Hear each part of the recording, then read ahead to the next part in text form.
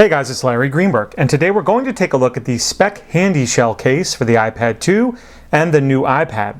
This sells for $54.95, and you can choose from 3 color combinations. The HandyShell is available in black and gray, black and yellow, and pebble and lilac, which is the color that I have here.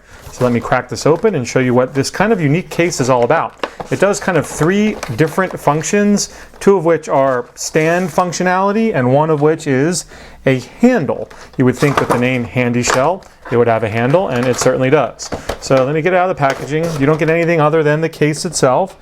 And if you're familiar with the CandyShell case for the iPhone and the CandyShell for the iPad, it's kind of a similar design in that it's a really kind of hard yet soft, I know it's kind of an oxymoron, but flexible material, kind of like hard TPU. Unlike the CandyShell though, it's only 1 material, so there's not 2 layers here, there's only the 1.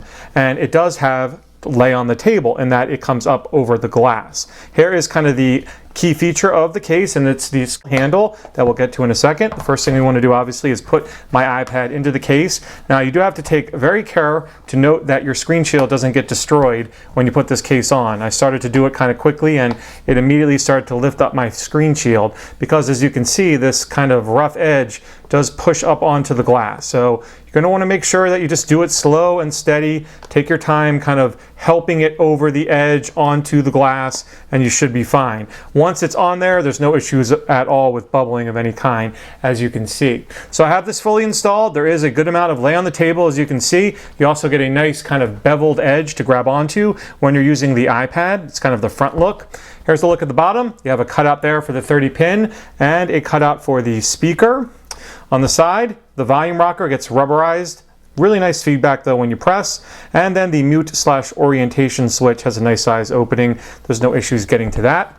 There's kind of a look at the top, individual kind of horseshoe cutout for the headset jack, 1 for the mic and then another for the rear-facing camera. Like the volume buttons, the Sleep Awake gets a similar covering, but still gives you nice feedback. Now here is kind of the key feature to the case, this handle that flips out and does really 3 things. 1, allows you to carry it, so you can grab it, carry your iPad around like this anytime. It's really secure.